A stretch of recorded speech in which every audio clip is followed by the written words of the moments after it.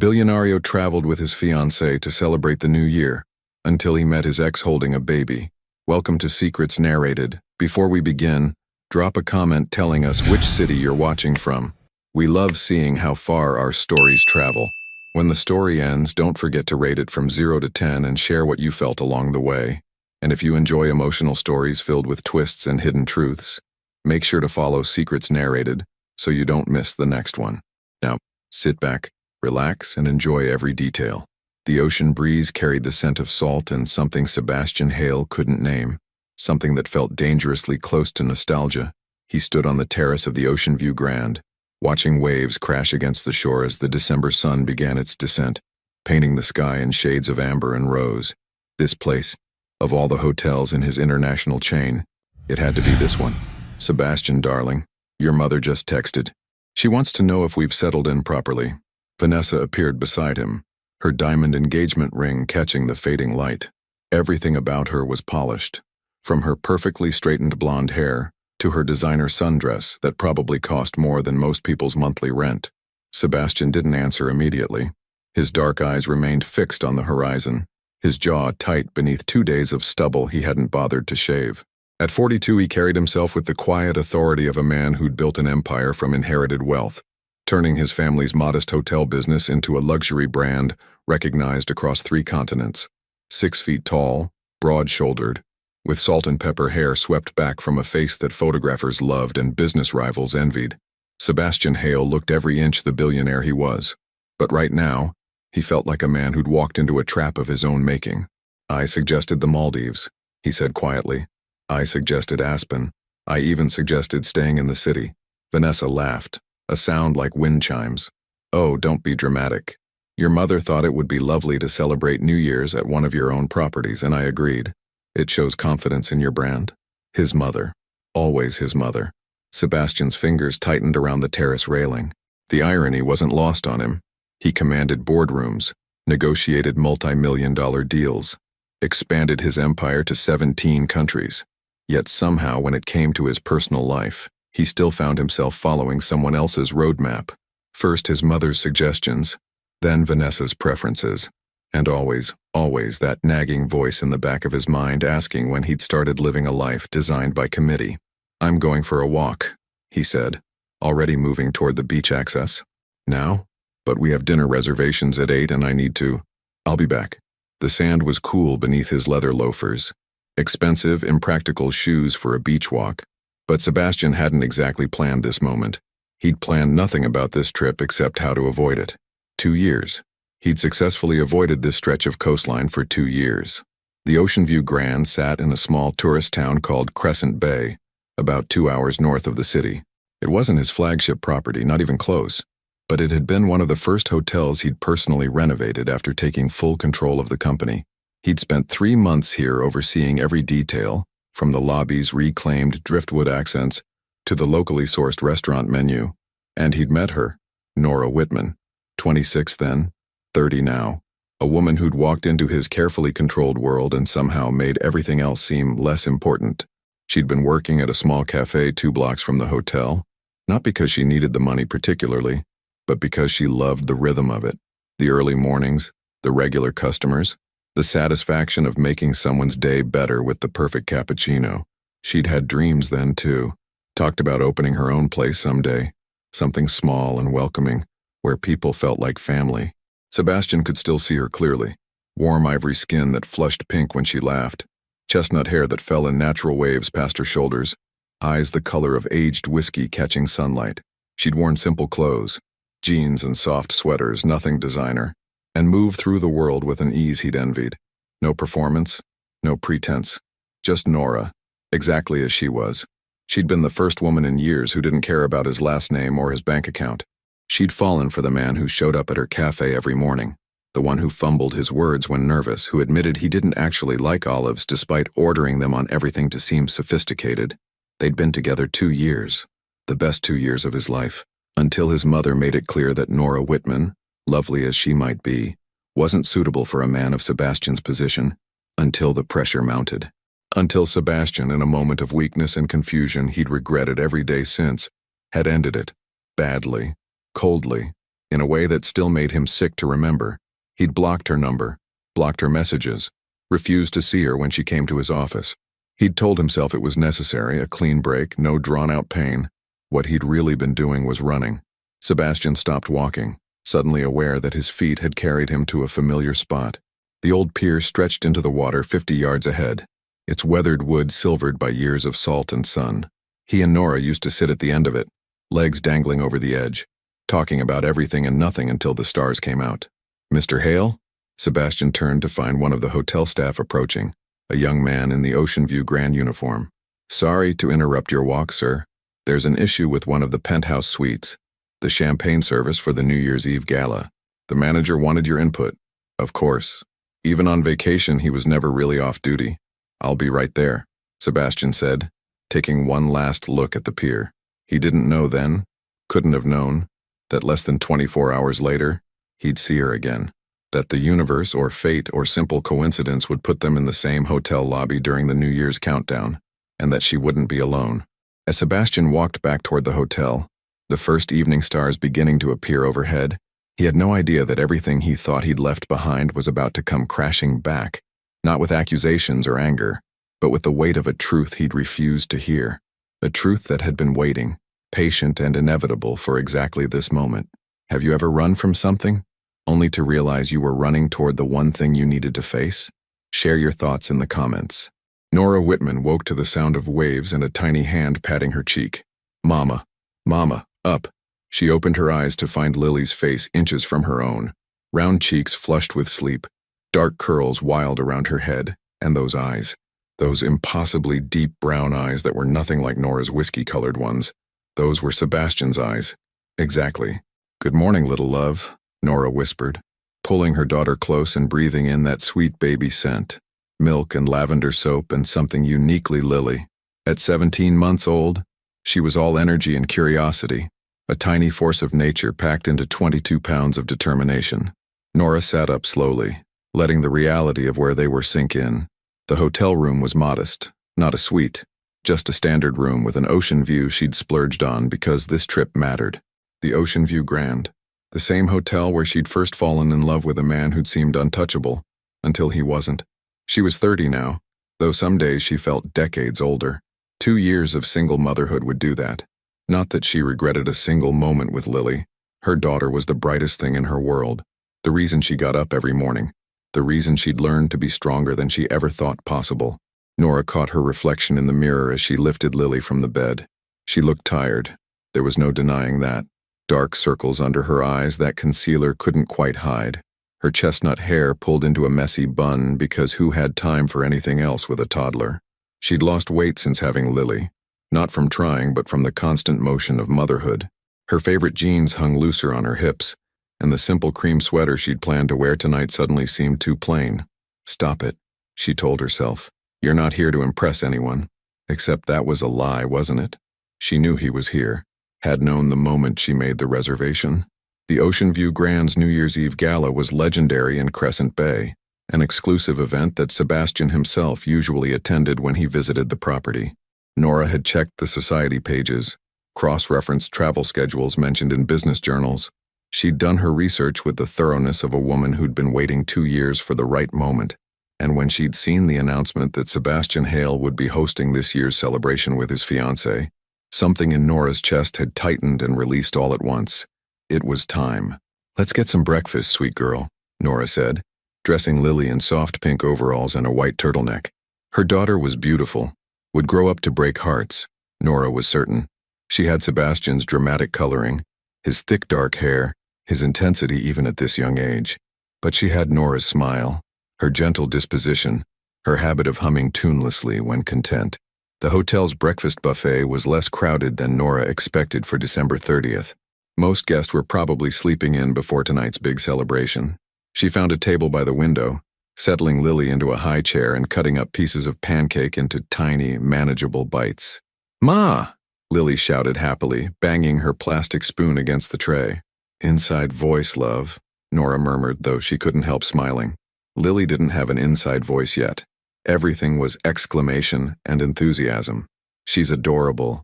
Nora looked up to find an older woman at the next table, silver-haired and elegant in a way that spoke of old money and good breeding. She was smiling at Lily with genuine warmth. "Thank you," Nora said. "She's spirited. The best ones always are." The woman tilted her head. "Are you here for the gala tonight?" "Yes, actually." "Wonderful. My son owns the hotel. I'm sure you'll have a lovely time. He puts on quite a show." The woman's smile remained pleasant, but something in her eyes sharpened. "Are you here with family?" There was a question beneath the question. Nora had become fluent in reading subtext since becoming a single mother. "Just the two of us," Nora said evenly, meeting the woman's gaze. "My daughter and I. How nice." But the woman's tone suggested it was anything but. She returned to her coffee, conversation clearly over. Nora felt the familiar flush of shame and anger. Shame that she hated herself for feeling.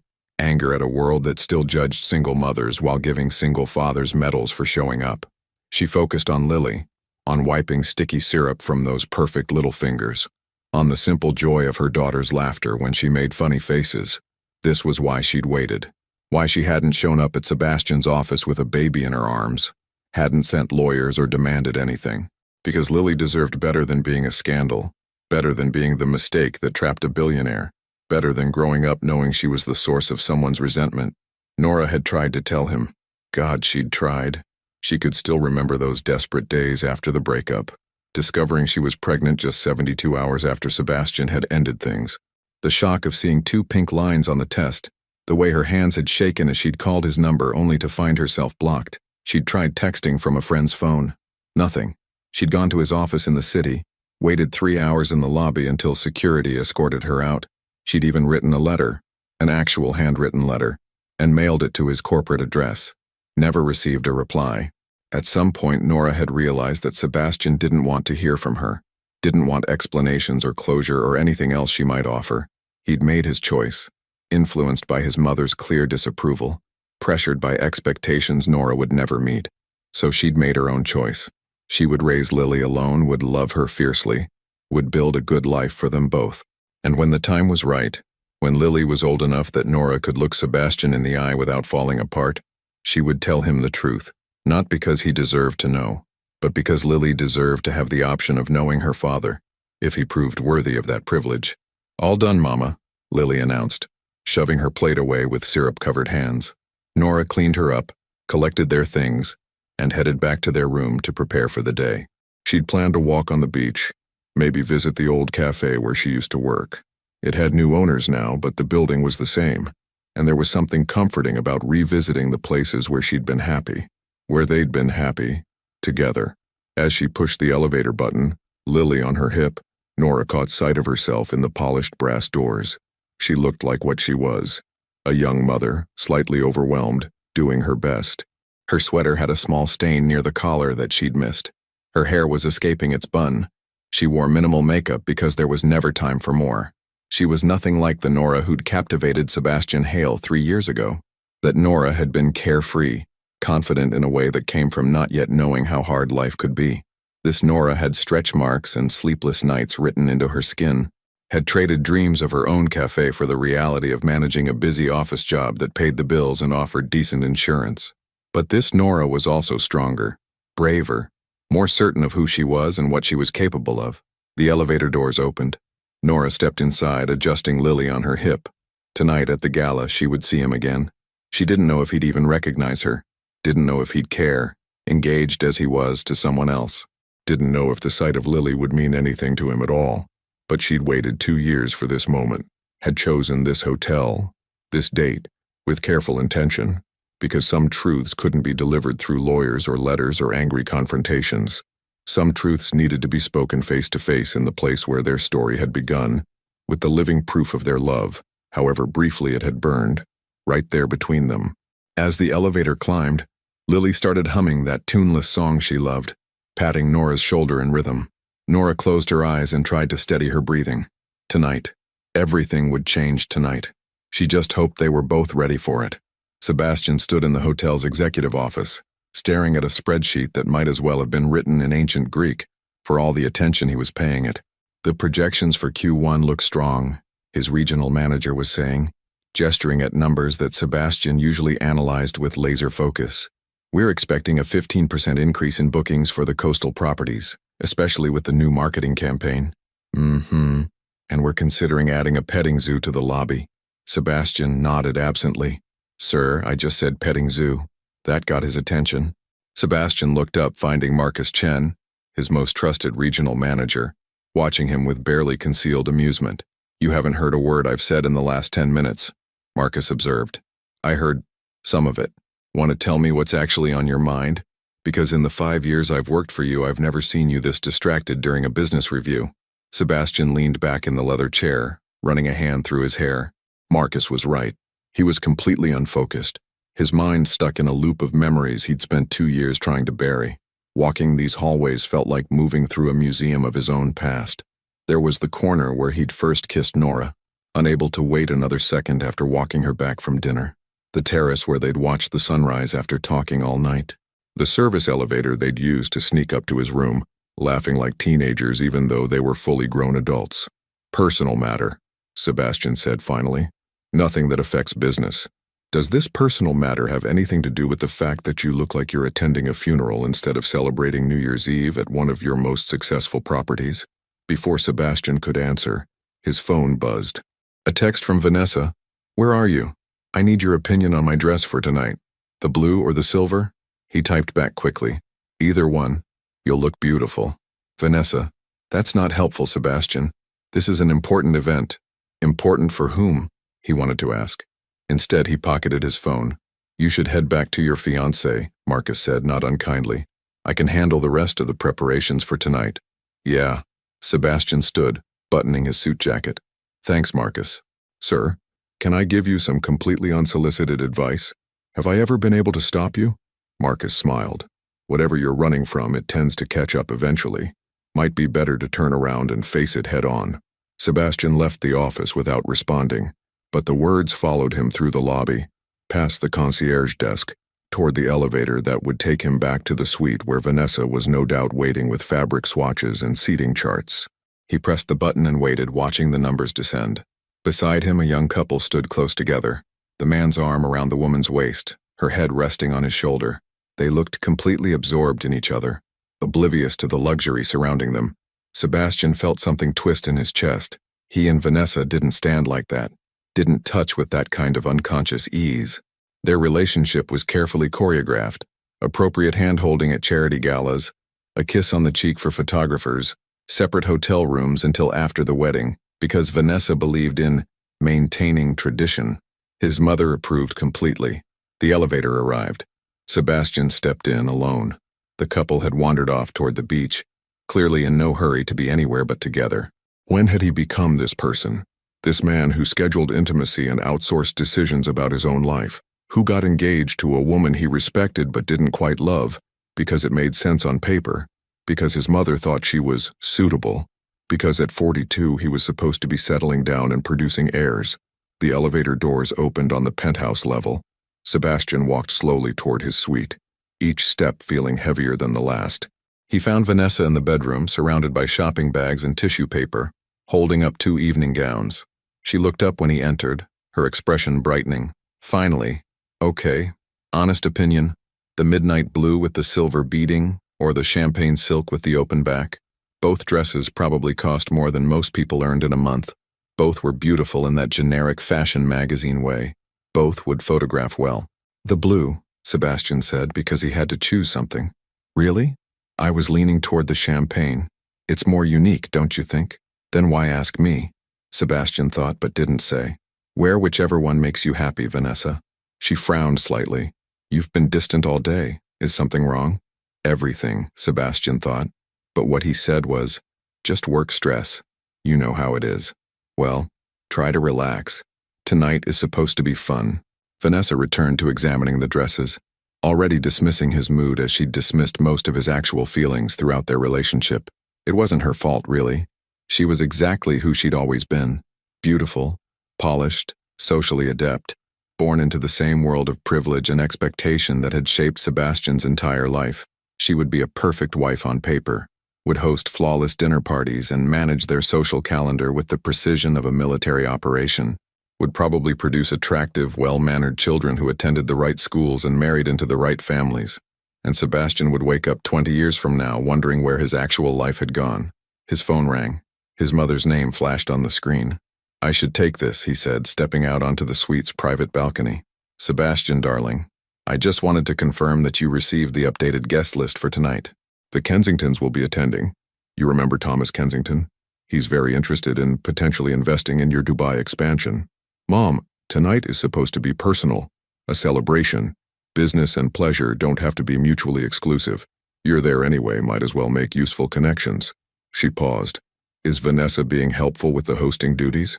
I know she can be a bit particular about things." Particular. That was one word for it. "She's fine, Mom." "Good. You know, Sebastian, I'm very proud of the choices you've been making lately. Vanessa is exactly the kind of woman who can support a man in your position. Stable, from a good family. She understands what's expected.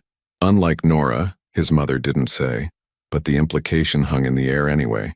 They'd had this conversation 2 years ago when Sebastian had first mentioned Nora. His mother's disapproval had been immediate and absolute. A waitress? From some nobody family? With no connections, no pedigree, nothing to offer except, what? Love? Love didn't build empires. Love didn't protect legacies. Love, according to his mother, was something people grew out of once they understood how the real world worked. "I should go, Mom. I'll see you tonight at the gala. Remember to smile in the photos, dear. You always look so serious." Sebastian ended the call and stood on the balcony, looking out at the ocean. The afternoon sun painted everything golden, the same light that had illuminated Nora's face when they'd stood on the beach together, talking about dreams and futures that now felt like they'd belonged to different people. He pulled out his phone again, not to make a call but to look at something he'd kept hidden in a locked folder for 2 years. A photo. The only one he'd saved. Nora on the pier, sunset behind her, laughing at something he'd said. Her hair was windblown, her expression completely unguarded. She looked radiant, real, nothing like the carefully curated women who filled his current social circle. He'd taken the photo without her knowing, wanting to capture that moment of pure, unself-conscious joy. Looking at it now felt like staring at evidence of his own cowardice. Sebastian deleted the photo, then immediately restored it from recently deleted, then deleted it again. This was pathetic. He was engaged, committed, moving forward with his life, making the practical choices that adults made, putting away childish ideas about passion and connection, and finding someone who truly understood him. Except nothing about the last 2 years had felt right. Nothing about Vanessa's ring on his finger felt like it fit.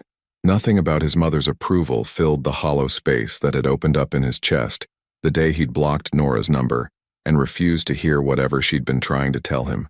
"Sebastian?" Vanessa appeared in the balcony doorway. "Are you coming back inside? I need help with the clasp on this necklace." "Yeah," he said, pocketing his phone. "I'm coming." As he followed Vanessa back into the suite, Sebastian caught his reflection in the mirror. He looked tired, older than 42. Like a man going through the motions of a life that belonged to someone else. In 6 hours, the gala would begin. 200 guests, champagne, fireworks, the carefully orchestrated countdown to midnight and a new year that promised to be exactly like the old one.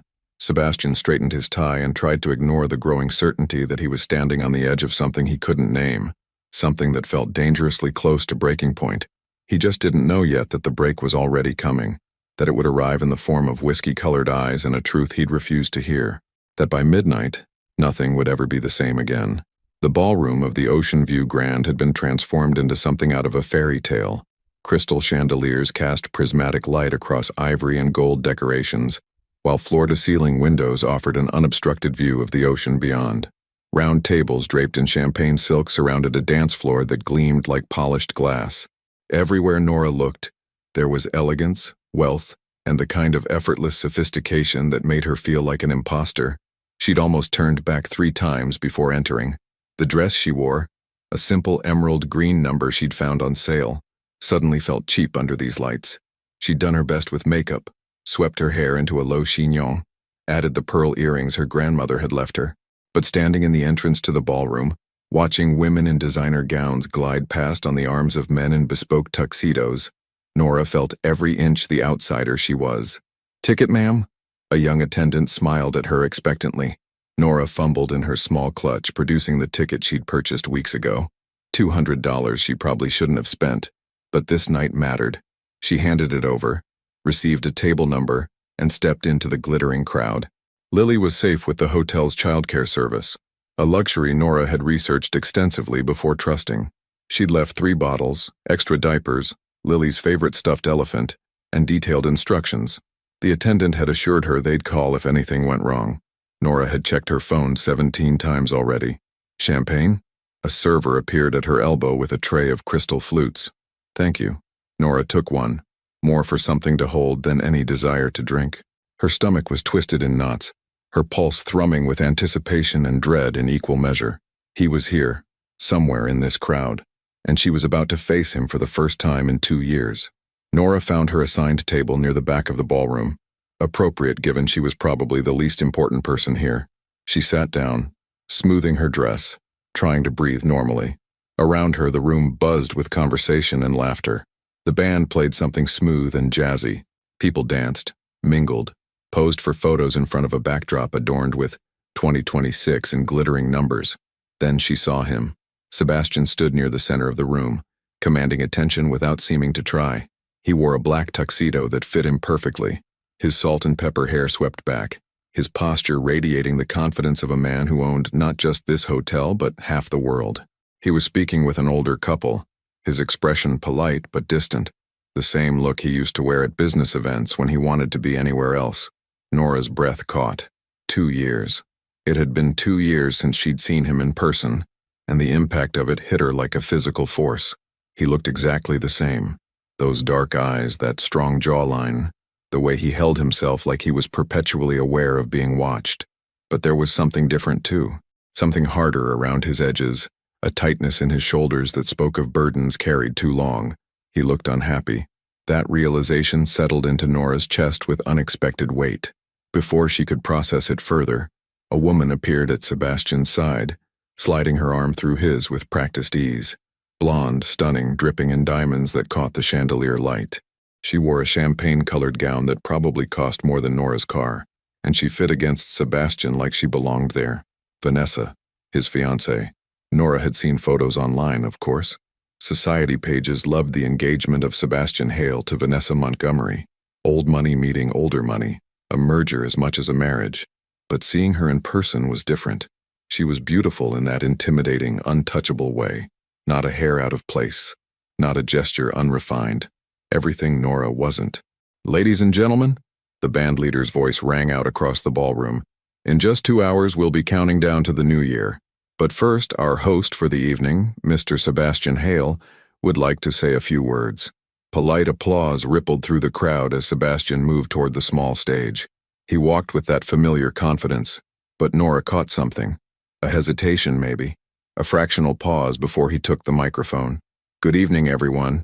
Thank you for joining us at the Ocean View Grand to celebrate the arrival of 2026. His voice.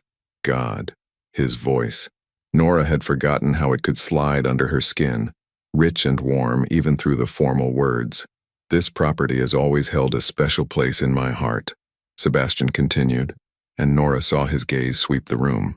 It was one of the first hotels I personally renovated, and I spent several months here ensuring every detail was perfect. In that time, I fell in love. Nora's heart stopped. With this community, this coastline, and the incredible people who make Crescent Bay what it is. Of course, the community. Not her. Why would it be her? So thank you for being here tonight. I hope you enjoy the evening, and I wish you all happiness and prosperity in the coming year. More applause. Sebastian handed back the microphone and was immediately swallowed by the crowd. People wanting to shake his hand, congratulate him, angle for his attention. Nora exhaled slowly, her champagne untouched, her hands trembling slightly. This was a mistake. What had she been thinking? That she'd walk up to him in the middle of his engagement party and what? Announce she'd had his baby? That would go over well. She stood abruptly, ready to leave, to collect Lily and drive home and forget this entire foolish idea.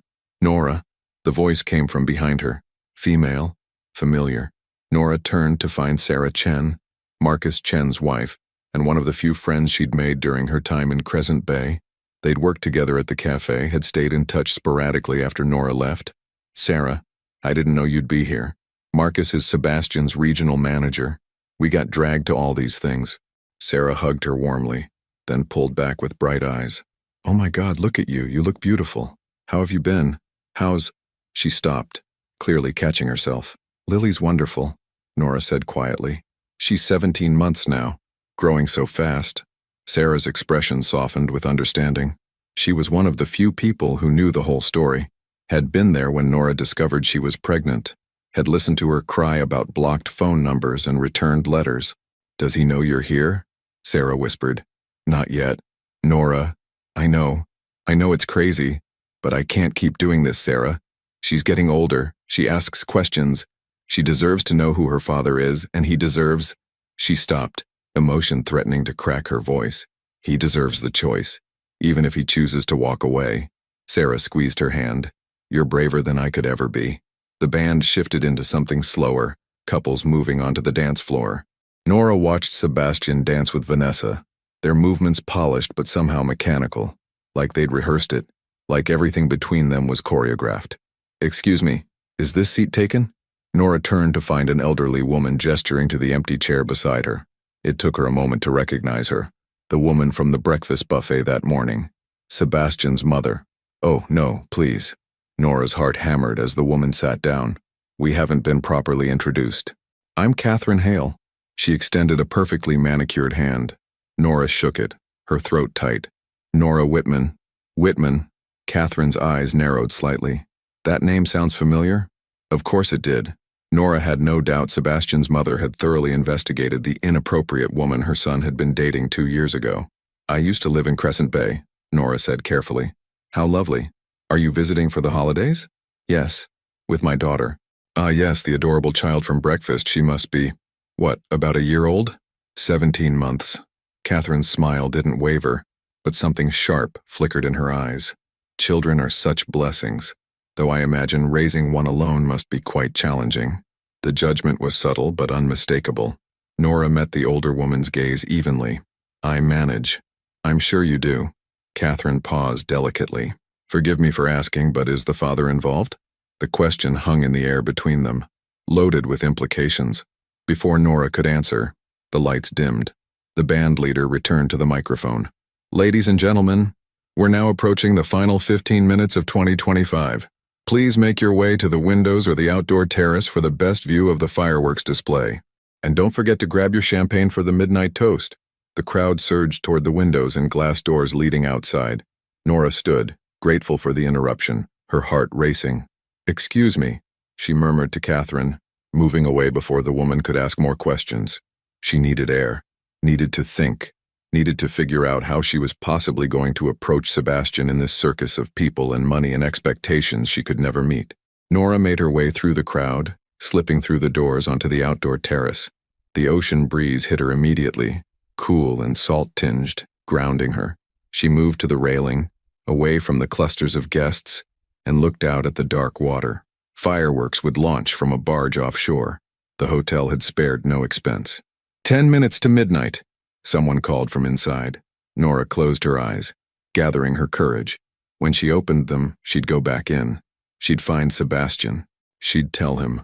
Whatever happened after that. Nora, her eyes flew open. Sebastian stood 3 feet away, his expression frozen in shock, like he'd seen a ghost. For a long moment, neither of them moved. The party noise faded to background static. The ocean whispered against the shore. Somewhere, people were laughing, counting down, celebrating. But in this moment, there was only silence and the weight of 2 years' worth of words unsaid. Sebastian, Nora whispered, and her voice cracked on his name. Sebastian couldn't breathe. Of all the scenarios he'd imagined, of all the possibilities he'd turned over in his mind during sleepless nights, this wasn't one of them. Nora, here, at his hotel, wearing a dress the color of deep forest shade that made her skin glow in the terrace lights. Her hair swept up, revealing the curve of her neck he'd once kissed. Those eyes, God, those whiskey-colored eyes, watching him with an expression he couldn't read. She looked different, older maybe, more worn around the edges, but still beautiful in that way that had nothing to do with designer clothes or professional makeup. Still completely, devastatingly her. What are you doing here? The words came out rougher than he intended. Nora flinched slightly, her fingers tightening on the railing. I bought a ticket, same as everyone else. That's not what I meant. I know what you meant. The silence stretched between them, filled with the distant sounds of the party, the crash of waves, the thunder of Sebastian's own heartbeat. You look good, he said finally, because what else could he say? I've thought about you every day for 2 years. I deleted and restored your photo 100 times. I made the biggest mistake of my life when I let you go. So do you. Nora's voice was steady, but he caught the slight tremor in it. Engaged. Successful. Everything you wanted. The bitterness in those last words cut him. Nora, don't. She held up a hand. Please don't explain. You made your choice. You have every right to move on with your life. Then why are you here? Sebastian took a step closer, frustration bleeding through his carefully maintained control. Why come back to this place tonight of all nights if you just want me to? What? Pretend we never happened? Because I needed to tell you something. Nora's composure cracked slightly. Because I tried to tell you 2 years ago and you wouldn't listen. You blocked me, Sebastian. Everywhere. You refused to see me, to hear me, to... I know. The admission tasted like ash. I know I did. And He stopped, the apology catching in his throat. Sorry seemed inadequate for the magnitude of what he'd done. I was a coward. Nora's eyes widened slightly, like she'd expected anything but honesty. I was hurt and confused and letting my mother make decisions I should have made myself. Sebastian continued, the words tumbling out now. I convinced myself cutting contact was cleaner, kinder somehow, that we'd both move on faster if there was no... I was pregnant. The world stopped. Sebastian heard the words, understood them individually, but couldn't make them form coherent meaning. Pregnant, past tense, was... What? His voice came out strangled. I found out 3 days after you ended things. Nora's hands were shaking now, her carefully maintained composure dissolving. I tried to tell you. I called from my phone, blocked. I borrowed Sarah's phone. You didn't answer. I came to your office. Security escorted me out. I sent a letter to your corporate address. I never got a letter. Your assistant probably threw it away, or your mother intercepted it. Does it matter? Tears sparkled in Nora's eyes, but she blinked them back furiously. You made it very clear you wanted nothing to do with me. Sebastian felt like he was falling, the terrace tilting beneath his feet. You were pregnant. What happened? Something in Nora's expression shifted, softened and hardened simultaneously. What happened, she said quietly, is that I had a baby girl, 17 months ago, alone, because her father wouldn't take my calls. The air left Sebastian's lungs in a rush. A baby, a daughter, his daughter. Where? He couldn't form complete sentences. Where is she? In the hotel's childcare service. I wasn't going to bring a toddler to a formal gala. I have a daughter. Sebastian said it out loud, testing the weight of the words. They felt impossible and inevitable all at once. I have a daughter and you didn't what? Nora's voice sharpened. Didn't chase you down? Didn't hire lawyers to force a paternity test? Didn't show up at your engagement party with a baby in my arms and make a scene? I would have, if you'd told me. I tried to tell you. The words exploded out of her, loud enough that a few guests near the terrace doors glanced over curiously. Nora lowered her voice, but the intensity remained. I tried everything, Sebastian, but you built walls I couldn't climb, so I made a choice. I decided my daughter deserved better than being the scandal that trapped a billionaire, better than growing up knowing she wasn't wanted. I would have wanted... Sebastian stopped, hearing how hollow it sounded. Would he have wanted her? 2 years ago, when he was still letting his mother dictate his choices, still running from anything that complicated his carefully ordered life. He wanted to say yes, but the truth was, he didn't know. Her name is Lily, Nora said softly. She has your eyes, your hair, your stubborn determination to get what she wants. A small, sad smile crossed her face. She's beautiful, Sebastian, perfect, and she's been the greatest gift of my life, even though raising her alone has been the hardest thing I've ever done. Sebastian's throat closed. Can I see her? That's why I'm here. Nora met his gaze directly. Not to disrupt your life or make demands, but Lily deserves to know her father exists. And you deserve the choice I tried to give you 2 years ago, about whether you want to be part of her life. Of course I want... Sebastian! Vanessa's voice carried across the terrace. There you are. We've been looking everywhere. It's almost midnight. Sebastian turned to see his fiancée approaching, her expression annoyed. She barely glanced at Nora before focusing on him. "The photographer wants to get shots of us during the countdown, and your mother is asking about the champagne toast schedule. You can't just disappear like—" She finally looked at Nora properly, taking in her simple dress, her lack of jewelry beyond the pearl earrings. "Oh, I'm sorry, are we interrupting?" "No," Nora said quietly, already stepping back. "I was just leaving." "Wait." Sebastian reached for her arm, then dropped his hand, aware of Vanessa's sharp gaze. "We're not done talking." "Yes, we are. For tonight." Nora's composure was back in place, but he could see the cost of it in the tightness around her eyes. "I'm in room 412, tomorrow morning, 10 o'clock, if you want to meet her." She walked away before he could respond, disappearing into the crowd with the kind of dignity that made Sebastian's chest ache. "Who was that?" Vanessa asked, suspicion edging her tone. "Someone I used to know." She seemed upset. What did she want? Everything, Sebastian thought. Nothing. A chance I didn't give her 2 years ago. "It's not important," he lied. "Good, because we have 2 minutes until midnight and I'd really like my fiancé present for the new year." Vanessa linked her arm through his, steering him back toward the main ballroom. The crowd was gathered at the windows now, champagne glasses raised, everyone watching the countdown clock projected on the wall. Sebastian moved through it all mechanically, accepting a glass he didn't want, standing beside a woman he suddenly realized he couldn't marry. 60 seconds, someone called out. The crowd began counting. 59, 58, 57. Sebastian's mind was miles away. A daughter. He had a daughter named Lily with his eyes and Nora's smile. A child who'd spent 17 months alive without him, who'd taken her first steps, said her first words, had a whole existence he knew nothing about. 30, 29, 28. He found his mother in the crowd, standing beside the Kensingtons, watching him with satisfaction. This was what she'd wanted. Sebastian with the right woman, at the right event, making the right connections, living the right life, except none of it felt right. None of it had felt right for 2 years. 10, 9, 8. Vanessa turned to him, expectant, ready for the midnight kiss that would be photographed and posted and approved. 3, 2, 1. Happy New Year. The room erupted in cheers. Fireworks exploded over the ocean, painting the sky in gold and silver. Couples kissed. Champagne flowed. The band struck up Auld Lang Syne. Sebastian kissed Vanessa because he was supposed to. A brief, perfunctory press of lips that meant nothing. And all he could think about was Nora walking away from him again, this time with a secret that had become a child, and the devastating knowledge that he'd been a father for 17 months, without knowing it, that somewhere in this hotel, there was a little girl with his eyes who didn't know he existed, that tomorrow morning at 10 o'clock, everything would change, if he had the courage to show up.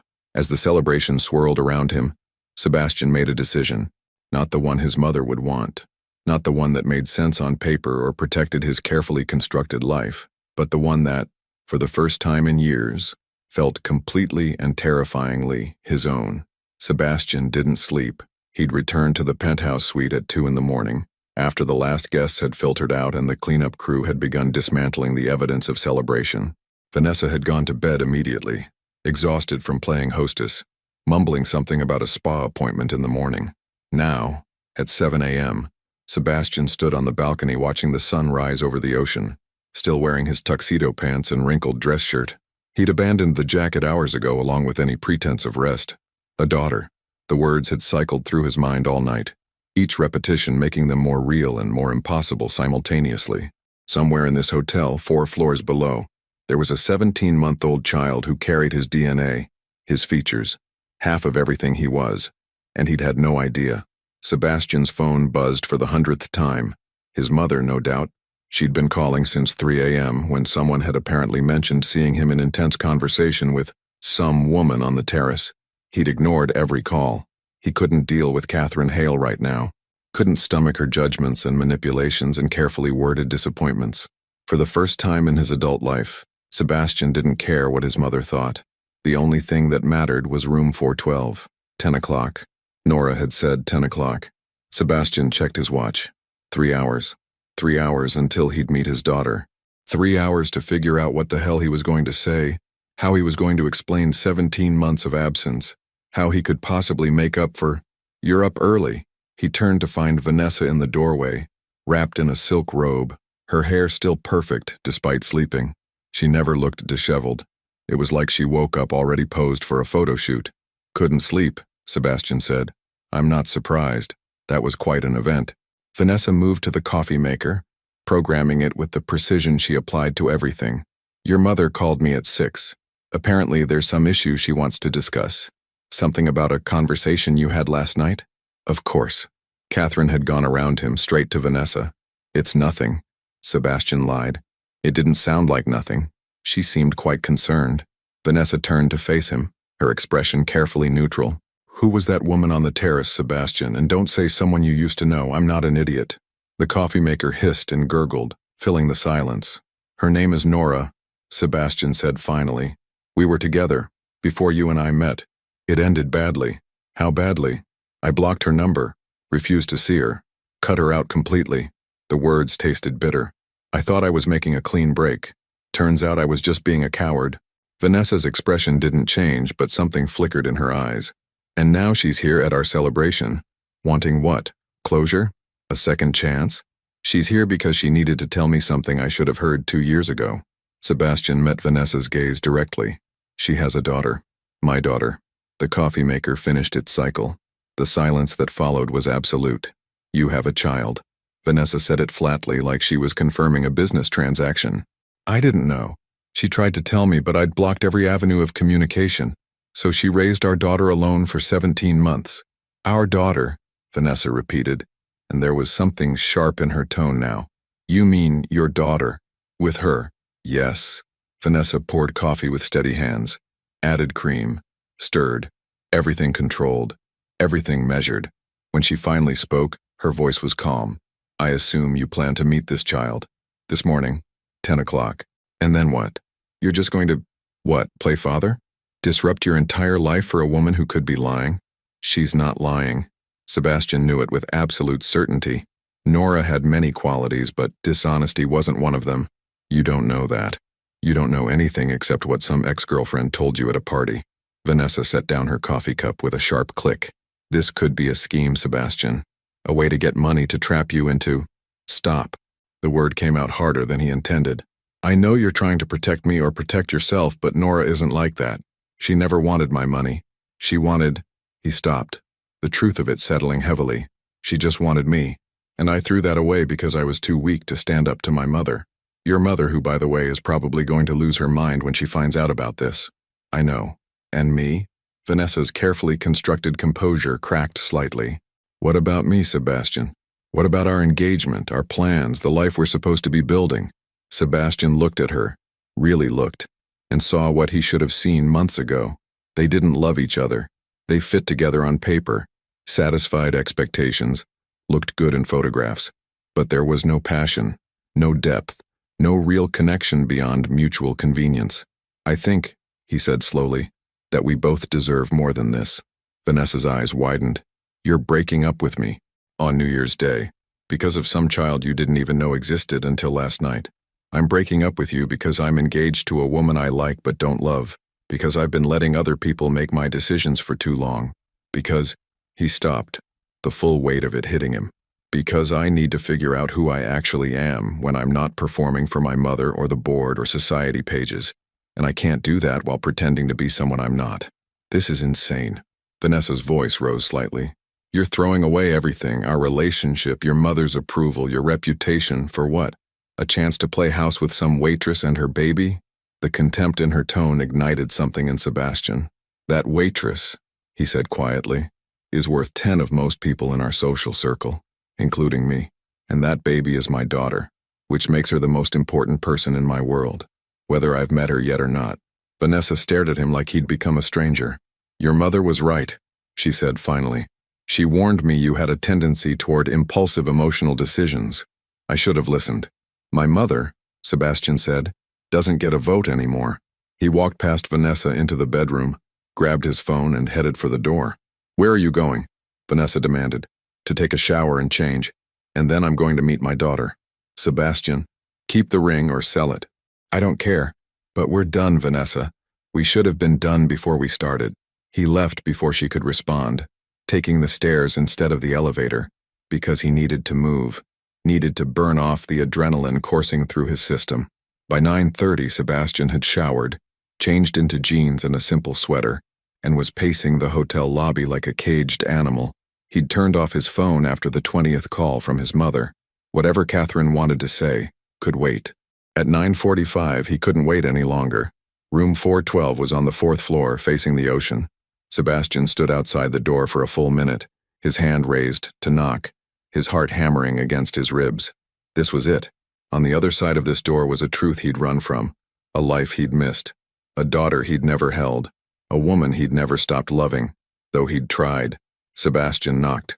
The door opened almost immediately, like Nora had been waiting right there. She looked different in daylight, wearing jeans and an oversized sweater, her hair in a simple ponytail, no makeup. She looked exhausted and beautiful and terrified. "You came," she said softly. "Did you think I wouldn't?" "I wasn't sure." Nora stepped back, opening the door wider. "She's eating breakfast, fair warning, she's enthusiastic about food and life in general." Sebastian stepped into the room, his pulse roaring in his ears. And then he saw her. A small child sat in a portable high chair by the window, cheerfully smashing pieces of banana with her tiny hands.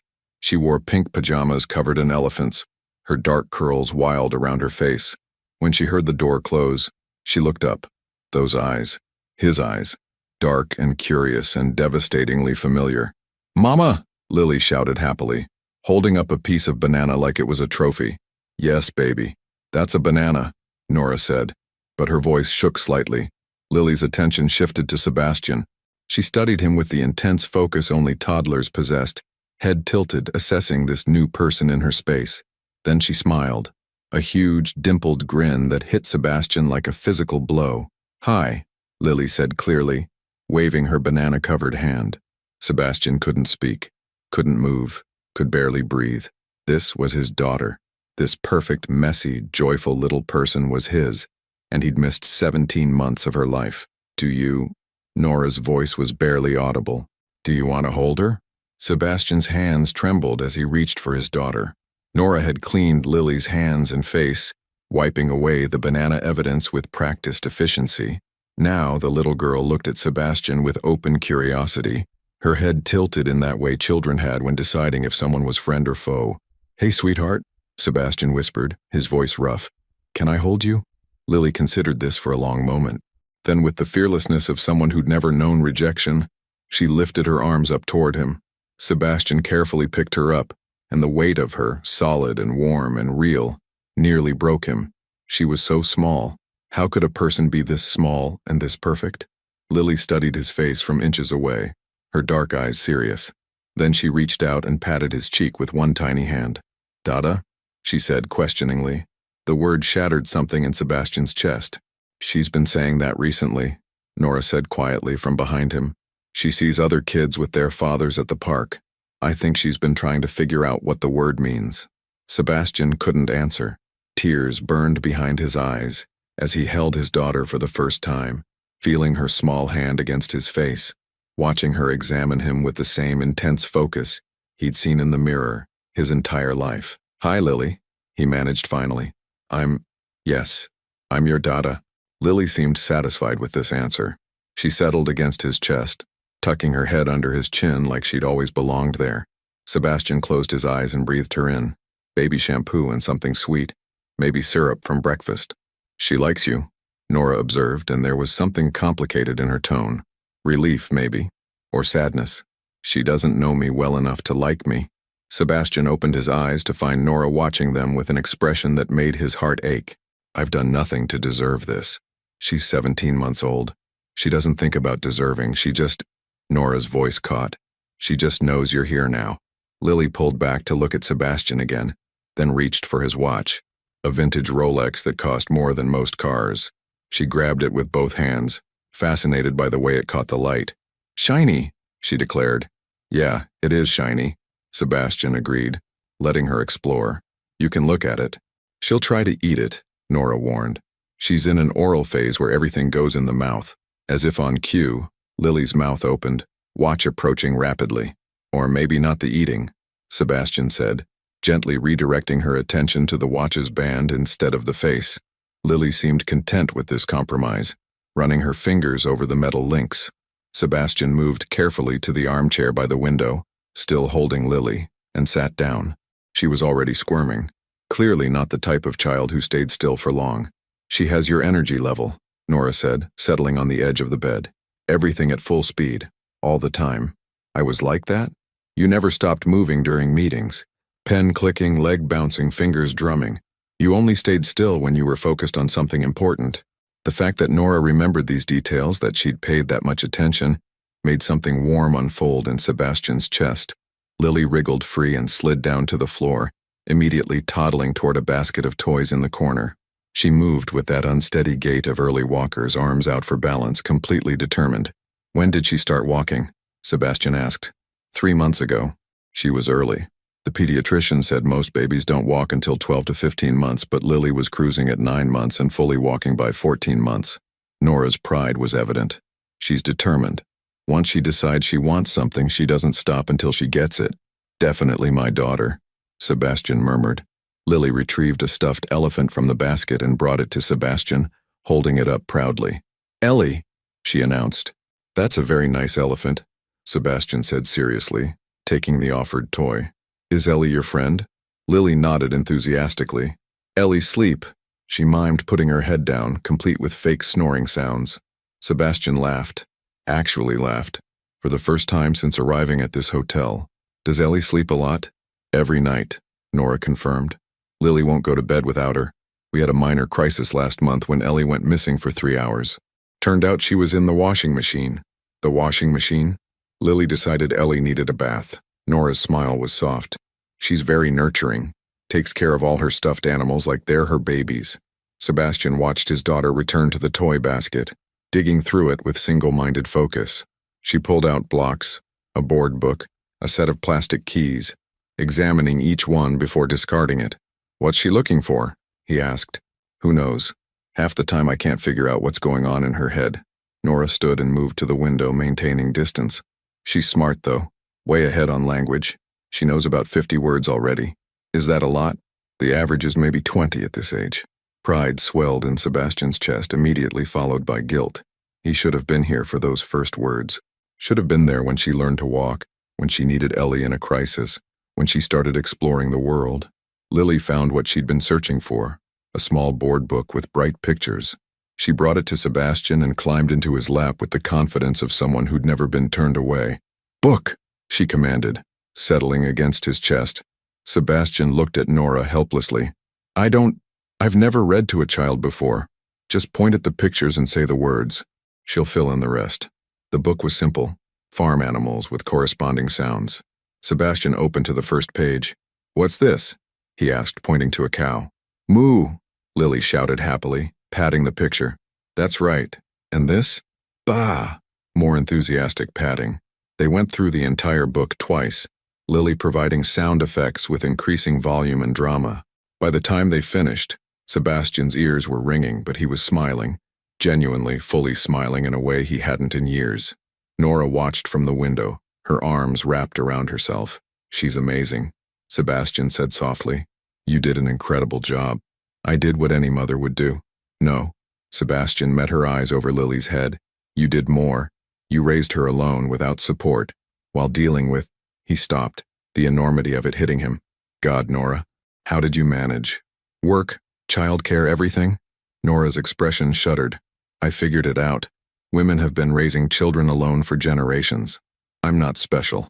You are to me. The words hung in the air between them, weighted with everything unsaid.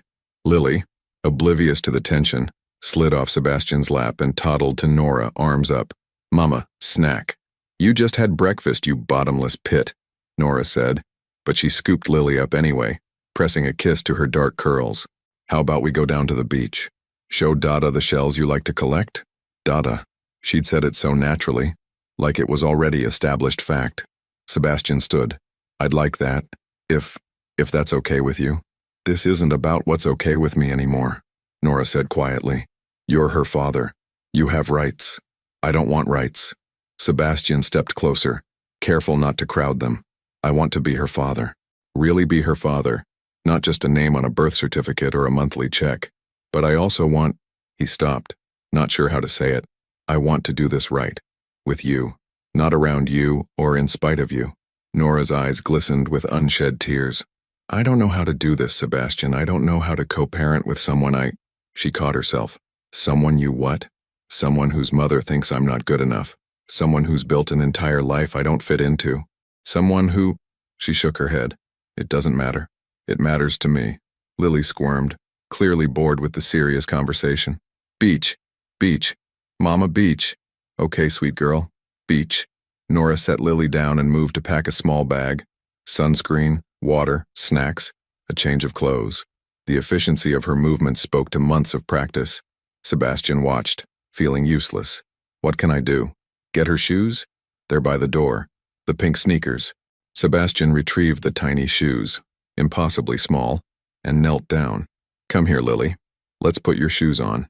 Lily ran over, plopping down on her bottom and sticking her feet out. Sebastian fumbled with the Velcro straps, finally getting both shoes secured. Lily immediately stood and stomped around, delighted with the sound. Shoes! Loud shoes! Very loud, Sebastian agreed, standing. Nora grabbed the bag and her room key. Ready? They made their way downstairs, Lily between them, holding both their hands. She swung slightly with each step, giggling when they lifted her off the ground. In the lobby, they passed several hotel guests. Sebastian saw the looks, the curiosity, the judgment, the speculation. An older woman he recognized from last night's gala stared openly at Lily, then at Sebastian, clearly doing mental math. He didn't care. For the first time in his adult life, Sebastian Hale didn't care what people thought. All that mattered was the tiny hand gripping his fingers, the sound of his daughter's laughter, and the woman walking beside him who'd carried the weight of parenthood alone for too long. They stepped out onto the beach and Lily immediately broke free, running toward the water with a squeal of delight. Not too close, baby, Nora called, jogging after her. Sebastian followed, his heart full and breaking simultaneously, knowing that everything had changed in the span of one morning, and that somehow, impossibly, he had to find a way to deserve this second chance. They spent 2 hours on the beach. Lily collected shells with the focused determination of an archaeologist on a dig, presenting each discovery to Sebastian like it was a precious gem. He admired every single one, the broken ones, the plain ones, the ones covered in sand, with the same reverence he'd once reserved for multi-million-dollar deals. Nora sat on a beach towel nearby, watching them with an expression Sebastian couldn't quite read. Sometimes she smiled, sometimes she looked away, blinking rapidly. Dada, look. Big one. Lily held up a conch shell nearly as large as her head, staggering under its weight. Sebastian caught her before she toppled over. Wow, that is big. Should we add it to our collection? They'd amassed quite a pile. Shells, smooth stones, a piece of driftwood that Lily insisted was a boat, and one very confused hermit crab that Nora had gently returned to the water. I think we have enough treasures for today, Nora said, standing and brushing sand from her jeans. Someone's going to need a nap soon. No nap, Lily protested, even as she rubbed her eyes. Yes, nap, Nora countered gently. You're getting cranky. Not cranky, Sebastian bit back a smile. What if we bring all these shells upstairs and make a special place for them? Would that be okay? Lily considered this compromise. In Mama's room? Wherever you want. That seemed acceptable. Lily started gathering shells with renewed purpose, trying to carry too many at once and dropping half of them. Here. Sebastian pulled off his sweater, creating a makeshift bag. We can use this. They loaded the shells carefully, Lily supervising with the seriousness of a foreman. By the time they finished, Sebastian's designer sweater was covered in sand and seawater, probably ruined. He didn't care even a little bit. As they walked back toward the hotel, Lily crashed, the way toddlers did, suddenly and completely. One moment she was chattering about, Ellie needs shell, and the next she was slumped against Sebastian's shoulder, fast asleep. That was fast, Sebastian murmured, adjusting his hold. She fights naps like they're the enemy, then passes out mid-sentence. Nora reached over to smooth Lily's curls. Let's get her upstairs. They made it through the lobby without incident, but the elevator doors had barely closed when Sebastian's phone, which he'd foolishly turned back on, began vibrating insistently. Nora glanced at the screen. Your mother's been calling. I know. 18 times, Sebastian. I know. He declined the call. I'll deal with her later. She probably knows. About Lily. I'm sure she does. This hotel is crawling with people who know my mother. Someone definitely reported back. Sebastian looked down at his sleeping daughter. I don't care what Catherine thinks. The elevator doors opened on the 4th floor. They walked to Nora's room in silence, the weight of unspoken things heavy between them. Inside, Nora pulled back the covers on the bed while Sebastian carefully laid Lily down.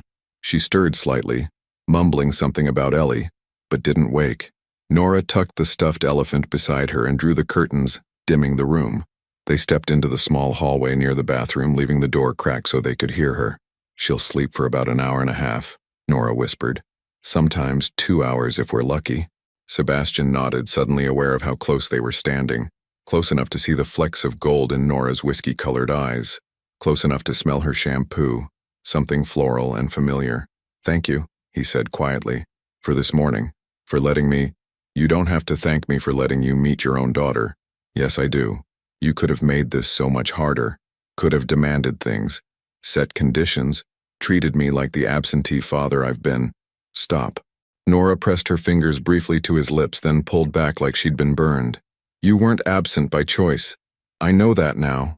You were blocked. By me not being able to reach you. By your life. By... A sharp knock on the door interrupted her. They both froze. Another knock. Harder this time. Sebastian, I know you're in there. Open this door immediately. Catherine Hale's voice carried the authority of someone used to being obeyed.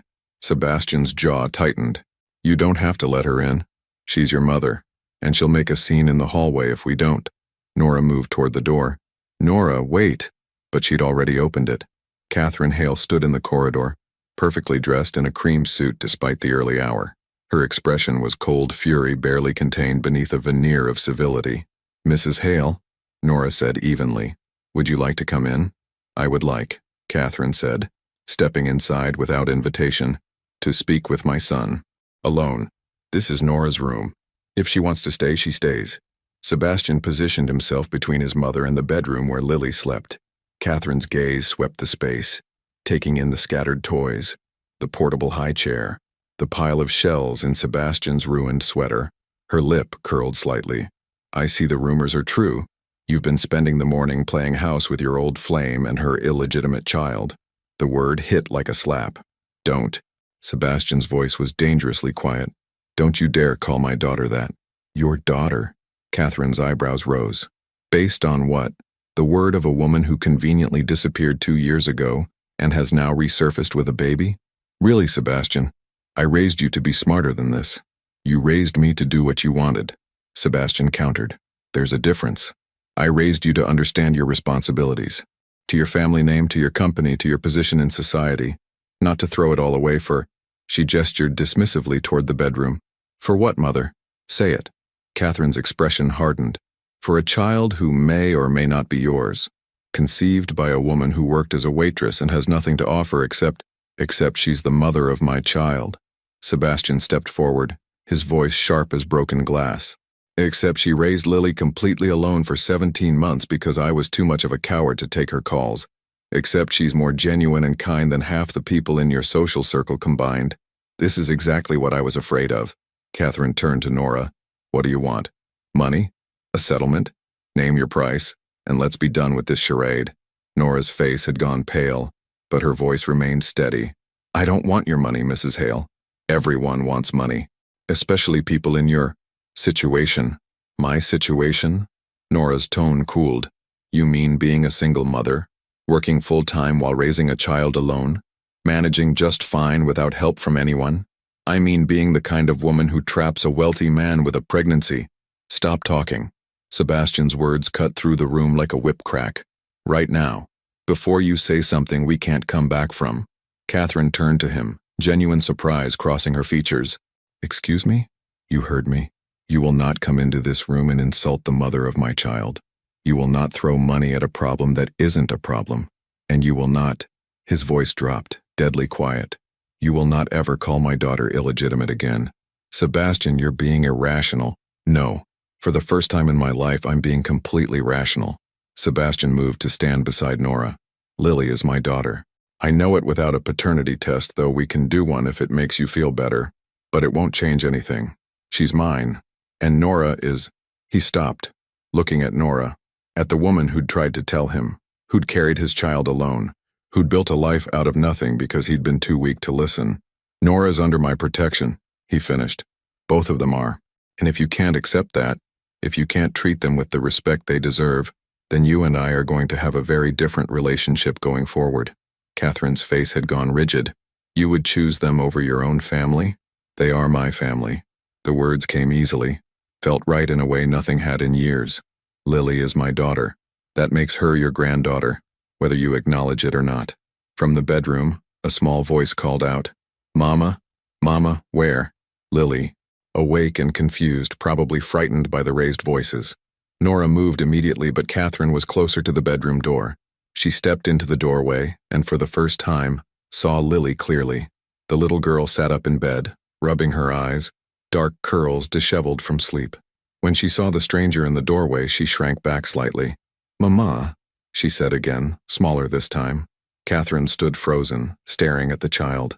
Sebastian watched his mother's face, saw recognition flicker across it as she took in Lily's features, the eyes that were undeniably his, the determined set of her jaw, the way she tilted her head, assessing.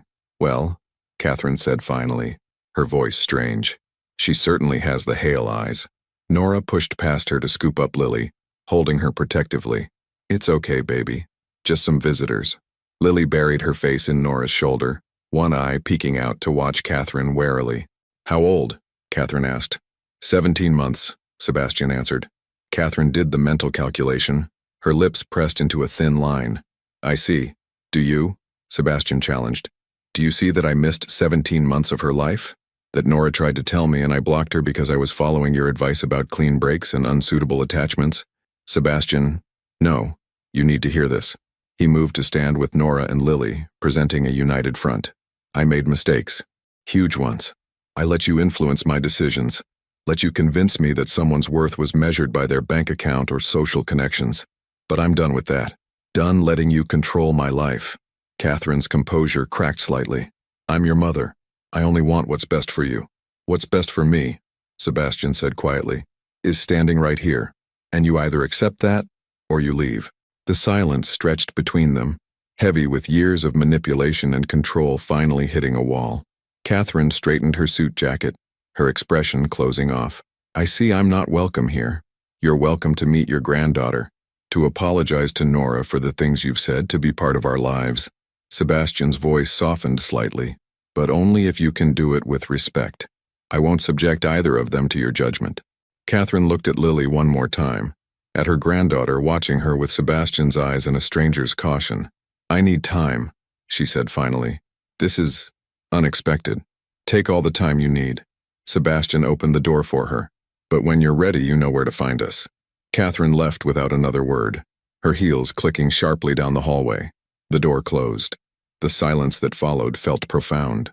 Lily lifted her head from Nora's shoulder. "Loud lady gone?" "Yeah, baby," Nora said softly. "The loud lady is gone." Lily looked at Sebastian, reaching for him. "Dada stay?" Sebastian took his daughter into his arms, feeling the rightness of it settle into his bones. "Yeah, sweetheart," he said, pressing a kiss to her dark curls. "Dada's staying." After Catherine left, the room felt both emptier and somehow fuller. Sebastian sat on the floor with Lily, building a tower of blocks that she delighted in knocking down. Each crash was followed by squeals of laughter that made his chest ache with joy and regret in equal measure. Nora had retreated to the small kitchenette area, making tea she didn't seem to be drinking. Sebastian watched her from the corner of his eye, the tension in her shoulders, the way she gripped the counter like it was the only thing keeping her upright. "Again, Dada," Lily commanded, handing him another block. Sebastian stacked it carefully. "How high should we make it this time?" "Big." Lily stretched her arms wide. "This big? That's pretty big. I don't know if we have enough blocks." Lily considered this problem with utmost seriousness, then toddled to her toy basket and began excavating every block she could find. She returned with arms full, dumping them unceremoniously in Sebastian's lap. "More blocks," she announced proudly. "You're absolutely right. More blocks means bigger tower." Sebastian started building again, hyper-aware of Nora's presence across the room.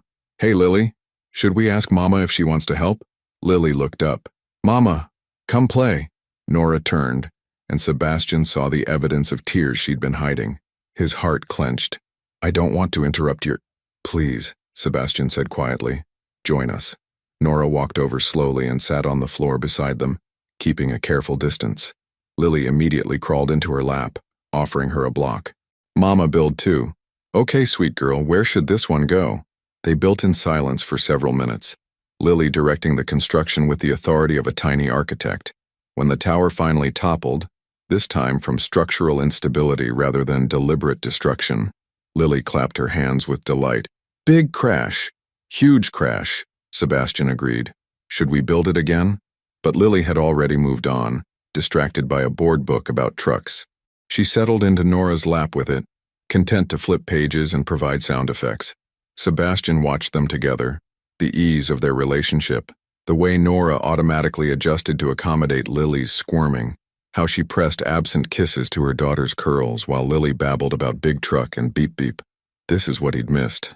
Not just the milestones, but these quiet moments, the ordinary magic of being present. I'm sorry, Nora said suddenly, not looking up from the book. For what? For what your mother said. For the position this puts you in, for... Her voice caught. For everything being so complicated. Nora, look at me. She did, reluctantly. Her eyes were red-rimmed, exhausted. Nothing about this is your fault, Sebastian said firmly. Not my mother's judgment, not the complications, nothing. You tried to tell me. I refused to listen. That's on me. I could have tried harder. How?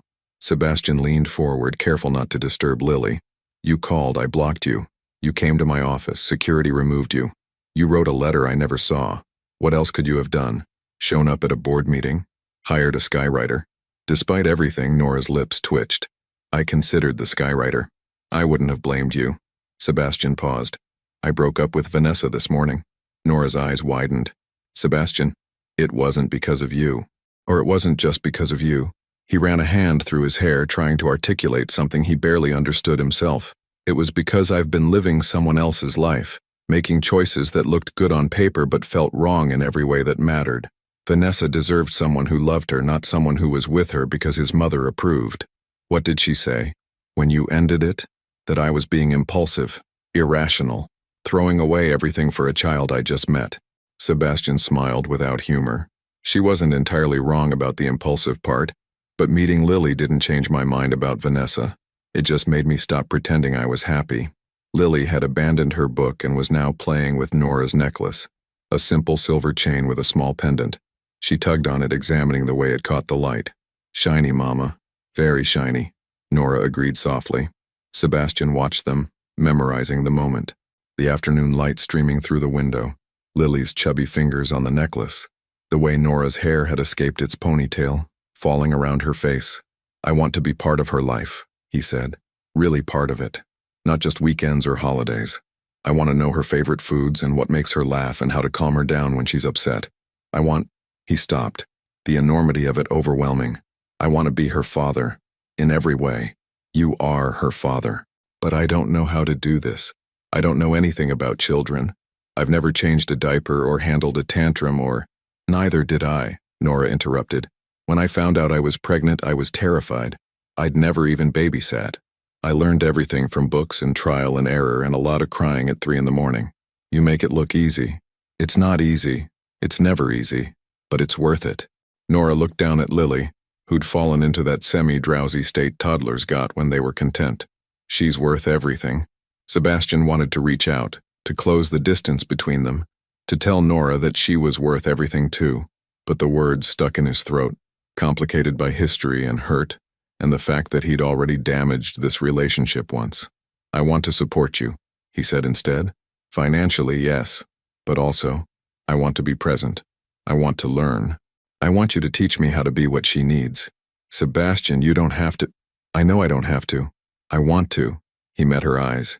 And not because of obligation or guilt, though God knows I have plenty of both, but because somewhere in the last few hours that little girl became the most important thing in my world and you... He stopped, choosing his words carefully. You're the person who made her who she is. You're an amazing mother, Nora. I see that. Anyone with eyes can see that. Tears spilled down Nora's cheeks. I was so scared. When I saw you last night, I was terrified you'd reject her. Or worse, That you'd try to take her from me. The thought horrified him. Never. Nora, I would never. I know that now. But last night, standing in that ballroom surrounded by your world, I felt so. She laughed bitterly. Small. Inadequate.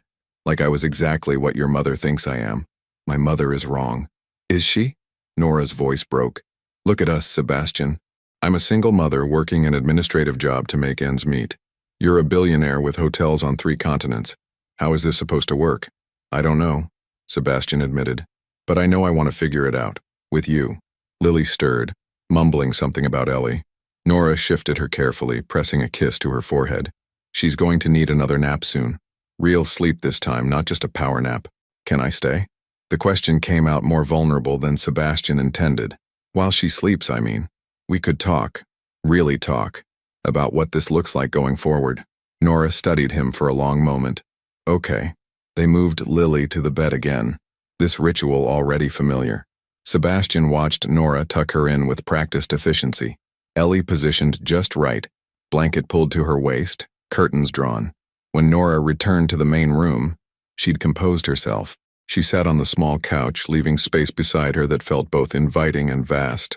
Sebastian sat down, maintaining a respectful distance. I live in the city, Nora began. A 1-bedroom apartment in a decent neighborhood. I work for a marketing firm. Nothing glamorous, but it pays the bills and has good insurance. My parents live 2 hours away and help when they can, but they're not wealthy. They can't. She stopped. We don't have trust funds or connections or any of the things your world values. My world, Sebastian said quietly, values profit margins and networking events. I don't give a damn about that anymore. You say that now? I mean it now. And I'll keep meaning it. He turned to face her fully. Nora, I'm not asking you to fit into my life. I'm asking if I can be part of yours. Part of Lily's. However that looks. What about your company? Your hotels? You can't just abandon.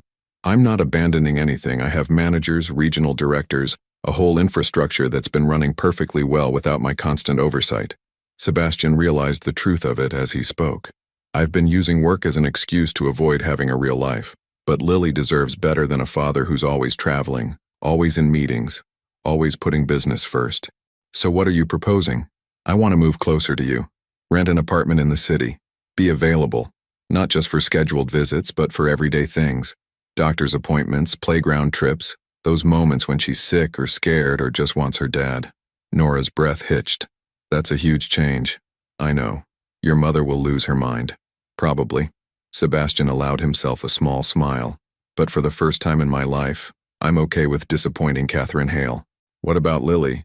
She doesn't know you yet. What if she? Then I'll earn her trust slowly, patiently, however long it takes. Sebastian finally gave in to the impulse and reached for Nora's hand. She didn't pull away. I'm not expecting instant family bliss. I know this is complicated. I know I hurt you, and that doesn't just disappear because I've had an epiphany, but I'm asking for a chance. To be present. To prove I can be the father Lily deserves and the... He stopped. The what? Nora whispered. Sebastian looked at their joined hands, at the woman who'd haunted his dreams for 2 years. At the mother of his child who'd shouldered everything alone. The partner you deserved all along, he finished. Not in a relationship sense, I know I have no right to ask for that, but as co-parents, as people raising this incredible little human together. Nora was crying again, silent tears tracking down her face. I need time, she said finally, to process all of this, to figure out how to let you in without... She stopped. Without what? Without getting hurt again. The words landed like a physical blow. Sebastian squeezed her hand gently. I can't promise I'll be perfect. I'm going to make mistakes, probably a lot of them, but I can promise I'll show up. Every day. In whatever way you need. He paused. And I'll never, ever block you out again. From the bedroom, Lily began to whimper, the sound of a child waking from a dream. Mama? She called, voice small and frightened. Mama, where? They both stood immediately, moving to the bedroom together. Lily was sitting up, tears on her cheeks, reaching for Nora. I'm here, baby. Mama's right here. Nora scooped her up. But Lily looked past her, finding Sebastian. She reached for him, too. Dada stay? Sebastian's throat closed. Yeah, sweetheart. Dada's staying.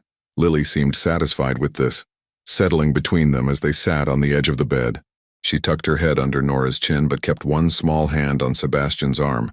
like she was making sure he was real. And in that moment, sitting in a modest hotel room with a woman he'd loved and lost, and a daughter he'd only just found, Sebastian Hale finally understood what home meant. 3 weeks later, Sebastian stood in front of a modest apartment building in downtown Seattle, a box of Lily's favorite books in his arms and his heart hammering against his ribs. He'd kept his word. Every single day since New Year's he'd shown up. At first it had been video calls, FaceTime sessions where Lily would press her face against the screen and babble about her day while Sebastian listened like she was presenting a doctoral thesis. Then weekend visits where he'd driven the 2 hours from his temporary rental to spend Saturdays in the park, Sundays making pancakes that Lily helped with by getting flour absolutely everywhere. He'd learned that Lily hated peas but would eat them if you called them tiny green balls, that she had a stuffed bunny named Hop who was Ellie's best friend, that she could sing the alphabet song but skipped the letters M through P entirely, that when she was tired she rubbed her left ear and got increasingly dramatic about minor inconveniences. He'd also learned that Nora took her coffee with just a splash of milk, that she hummed when she cooked, that she still bit her lower lip when concentrating, that she was kind and patient and stronger than anyone he'd ever met, and that he was still completely, devastatingly in love with her. Today was different, though. Today, Sebastian had signed the lease on an apartment 3 blocks from Nora's. Today, he was officially becoming a permanent part of their daily life. He pressed the buzzer. "Hello?" Nora's voice crackled through the intercom. "It's me. I brought the books Lily wanted." The door buzzed open. Sebastian climbed to the 3rd floor, his pulse quickening with each step. When he reached apartment 3C, the door was already open. Lily stood there in pink overalls, her face lighting up like he'd hung the moon. "Da-da!" She launched herself at his legs with the full-body enthusiasm that had become his favorite greeting. Sebastian set down the box and scooped her up. "Hey, troublemaker, did you miss me?" "Yes, Mama said you coming today and staying and staying and staying." "That's right. I moved into a new apartment really close by. Want to see it later?" "Yes. Can Mama come?" "If Mama wants to." Nora appeared from the kitchen wiping her hands on a dish towel. She wore jeans and an old sweater, her hair in a messy bun, no makeup. She looked perfect.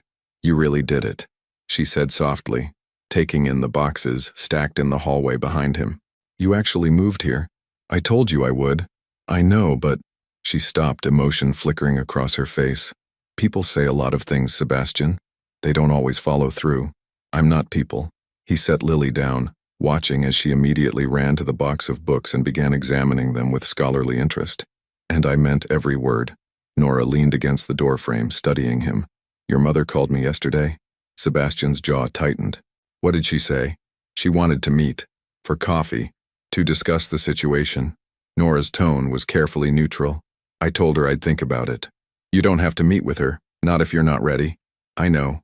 But—" Nora glanced at Lily, who was now reading to her stuffed animals in the serious voice she used when pretending to be a teacher. "Lily deserves to know her grandmother. If Catherine can treat us with respect." "That's a big if." "I know." Nora met his eyes. "But I also know what it's like to grow up without extended family. My grandparents died when I was young. It was just me and my parents. I don't want that for Lily if there's another option." This was so quintessentially Nora, putting Lily's needs first, extending grace even to someone who'd treated her terribly. "You're too generous," Sebastian said. "Or maybe I just believe people can change." Her gaze was steady. "You did." The words hung between them, weighted with everything unsaid.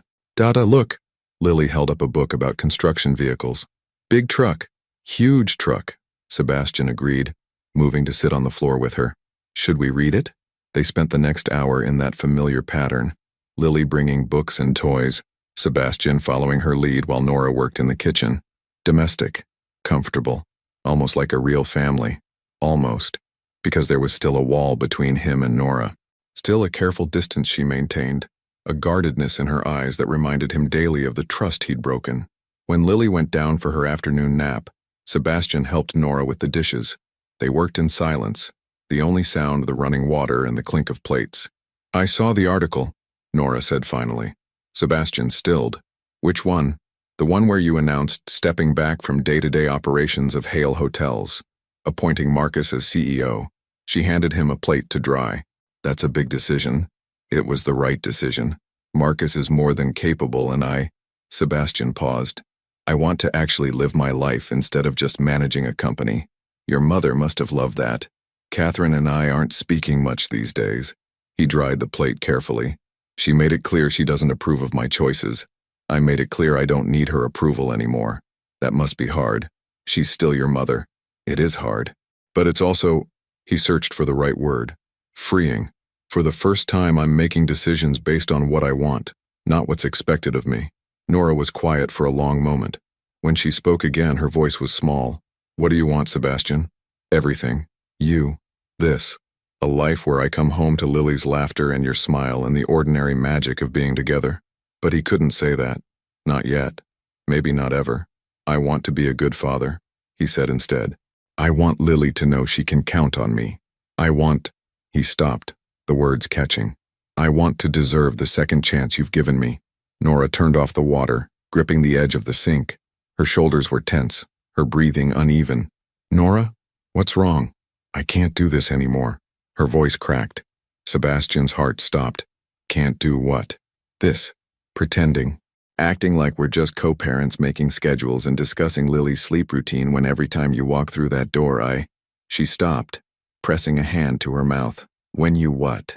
Sebastian moved closer, his pulse thundering. Nora turned to face him and her eyes were wet with unshed tears. When I remember what it felt like, before, when we were together and everything was simple and I thought, a sob escaped. I thought we'd have forever. Nora. No. Let me finish. She sucked in a shaky breath. You hurt me, Sebastian. When you blocked me out, when you refused to hear me, when you chose your mother's approval over what we had, it broke something in me. And I've spent 2 years trying to convince myself I'm over it, that I can be your co-parent and your friend and nothing more. But every time I see you with Lily, every time you show up exactly when you say you will, every time you prove you've changed, her voice broke completely. It terrifies me. Because I'm falling for you again and I don't know if I can survive you leaving a second time. Sebastian closed the distance between them, his hands framing her face, thumbs wiping away her tears. I'm not leaving, he said fiercely. Not this time. Not ever. You don't know that? Yes, I do. He rested his forehead against hers, breathing her in. I know it because these last 3 weeks have been the happiest of my life. Not because I signed some big deal or opened a new hotel, but because I got to read bedtime stories to our daughter. Because I got to see you smile when Lily said my name. Because for the first time in years, I woke up every morning with a purpose that mattered. Sebastian, I love you. The words tumbled out, urgent and true. I never stopped loving you. Even when I was too much of a coward to admit it. Even when I was engaged to someone else. Even when I convinced myself I'd moved on. I loved you. You are the best decision I ever made and the worst mistake I ever walked away from. Nora was crying in earnest now, her hands fisting in his shirt. You can't just say things like that. Why not? It's true. You want to know what I want? Sebastian pulled back just enough to meet her eyes. I want this. Every day. I want to come home to you and Lily. I want to help with bath time and fight about whose turn it is to do dishes. I want to wake up next to you and fall asleep knowing you're safe. I want marriage and more kids and growing old together, and every single ordinary moment in between. We can't just... People don't just... Why not? Sebastian's voice gentled. We're not kids, Nora. We know what we want. We know what we lost. And I know, his voice roughened, I know I don't deserve another chance. I know I shattered your trust and walked away when you needed me most. But if you can find it in yourself to forgive me, to let me prove every single day that I've changed, that I choose you, he stopped, swallowing hard. Then I promise you, I will spend the rest of my life making sure you never doubt it again. Nora stared at him, tears streaming down her face, her whiskey-colored eyes searching his for any hint of doubt. She must have found none, because suddenly she was kissing him. It was desperate and tender and tasted like tears and hope. Sebastian wrapped his arms around her, pulling her close, and felt something fundamental shift into place. This was what home felt like. Not a place, but a person. 2 people. A family. When they finally broke apart, both breathing hard, Nora pressed her face into his neck. If you hurt me again, I won't. If you let your mother, never. Sebastian tightened his hold. Catherine can accept us as we are, or she can stay out of our lives. But I will never choose anyone over you and Lily again. Never. Nora pulled back to look at him. Her face was blotchy from crying, her eyes red, her hair a mess. She'd never looked more beautiful. I love you too, she whispered. I tried not to. God, I tried so hard, but I never stopped. Sebastian kissed her again, slower this time, savoring it. 2 years of longing and regret and desperate hope poured into that single moment. When they finally separated, Nora was smiling, really smiling, for the first time since he'd walked back into her life. So, she said, a bit breathless, you moved 3 blocks away? I did. That's very close. Too close. Sebastian's heart hammered nervously. Not close enough. Nora's smile widened. But it's a start. From the bedroom, Lily's voice called out, Mama, Dada, where you go? They looked at each other and started laughing. That slightly hysterical laughter that comes after emotional breakthroughs. We're coming, baby, Nora called back. They walked to the bedroom together, their hands intertwined. Lily stood in her crib, hair mussed from sleep, reaching for both of them. Up, she demanded. Sebastian lifted her out while Nora straightened the blankets. Lily looked between them, then smiled that dimpled smile that destroyed him every time. Mama happy, she observed. Dada happy. We are happy, Sebastian confirmed, pressing a kiss to her curls. Very, very happy. Lily happy too, she announced. We all happy. Yes, sweetheart, Nora said softly, meeting Sebastian's eyes over their daughter's head. We're all happy. That evening they ordered takeout and ate it on the living room floor, while Lily helped by stealing egg rolls and making a spectacular mess. They gave her a bath together, Sebastian learning the precise temperature she preferred and how she liked the bubbles piled high. They read bedtime stories, 3 books because Lily negotiated like a tiny lawyer, and Sebastian watched Nora tuck her in with the same practiced tenderness he'd witnessed weeks ago in that hotel room. When Lily was finally asleep, they sat on Nora's small balcony, sharing a bottle of wine and watching the city lights.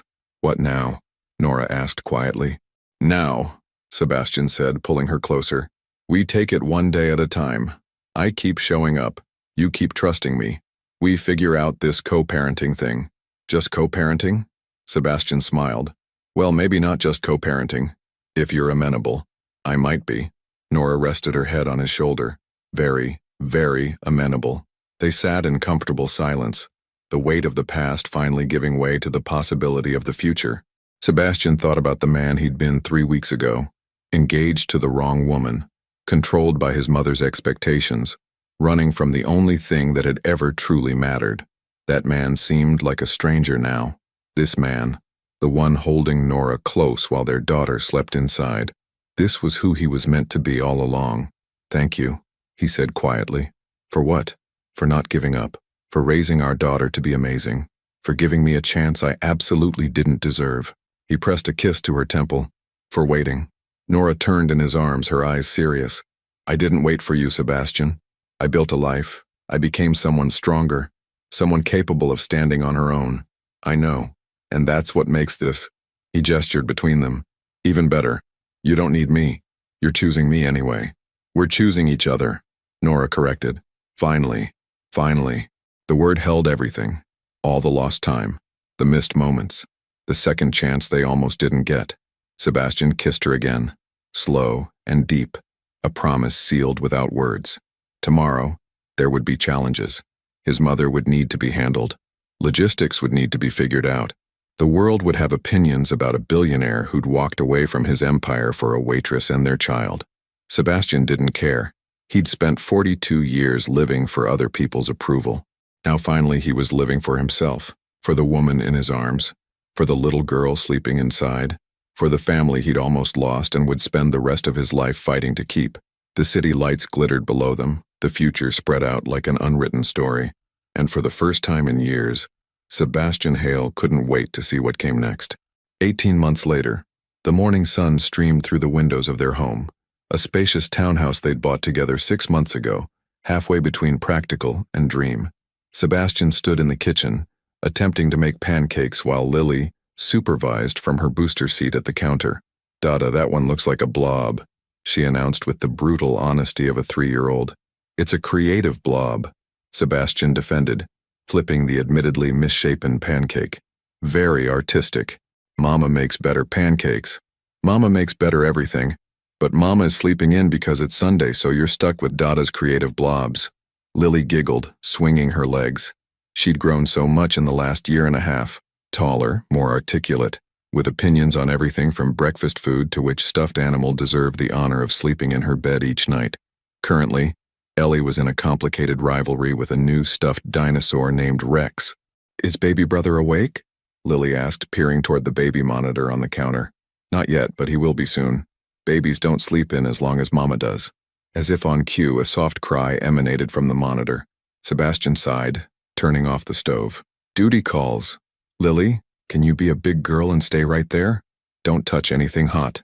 "I know, Dada. I'm responsible."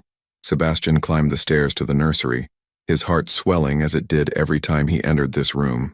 The walls were painted a soft sage green, decorated with hand-painted animals that Nora had spent weeks perfecting while on maternity leave. In the crib, their son, Thomas Sebastian Hale, 6 months old, was just beginning to work himself up to a proper cry. "Hey buddy, I've got you." Sebastian lifted him carefully, still amazed by how small he was. Lily had been tiny too, but he'd missed this stage with her. With Thomas, he'd been there from the beginning. The late-night feedings, the diaper explosions, the first smile that had made every sleepless night worth it. Thomas settled immediately against his chest, his cries subsiding into small whimpers. "Let's get you changed and fed, and then you can help Dada rescue the pancakes from complete disaster." Downstairs, Lily was exactly where he'd left her, though she'd somehow acquired chocolate chips from the pantry and was eating them one by one with great concentration. "Lily May Hale Whitman, did you climb on the counter?" She looked up with chocolate-smeared innocence. "Maybe. What's the rule about climbing? Ask for help first," Lily recited dutifully. But Dada was busy with Tommy, and I wanted chocolate chips. Sebastian tried to maintain his stern father face, but it was difficult when she looked so pleased with herself. "Next time, wait for help. Deal?" "Deal." She held out a chocolate chip. "Want one?" "I share." "That's very generous, but these are supposed to go in the pancakes." "Oh," Lily considered this. "That's a good idea. Can I help?" They worked together. Or rather, Lily helped by adding approximately 4 times the necessary amount of chocolate chips, while Sebastian bounced Thomas in one arm and attempted to create pancakes that were less blob-like. The kitchen was a disaster. Chocolate chips scattered across every surface, but Lily was giggling, and Thomas was content, and Sebastian thought, "This is perfect." The sound of footsteps on the stairs announced Nora's arrival. She appeared in the doorway, hair wild from sleep, wearing one of Sebastian's old t-shirts and pajama pants, and she was the most beautiful thing he'd ever seen. "What's all this racket?" she asked, but she was smiling. "Dada's making creative blobs," Lily announced, "and I'm helping." "I can see that." Nora surveyed the chocolate chip carnage with amusement. "Looks like you need reinforcements." She crossed to Sebastian, rising on her toes to kiss him, a familiar greeting that still made his heart skip. Then she took Thomas, cooing at him while Sebastian focused on salvaging breakfast. "How'd you sleep?" he asked. "Like someone who was up 3 times last night with a teething baby." But her tone was fond. "Your turn tonight." Deal. They'd fallen into these rhythms naturally over the past year, the give and take of partnership, of building a life together. It hadn't all been easy. There had been arguments about parenting styles and whose turn it was to deal with Lily's spectacular tantrum phase. There had been moments when Sebastian's old life tried to pull him back, board meetings he felt obligated to attend, his mother's periodic attempts at reconciliation on her terms, but they'd figured it out. Together. Catherine had eventually come around. Sort of. She'd shown up at Lily's 2nd birthday party with an enormous dollhouse and an awkward apology. She still made pointed comments about Nora's background and clearly struggled with Sebastian's new priorities. But she'd learned where the boundaries were.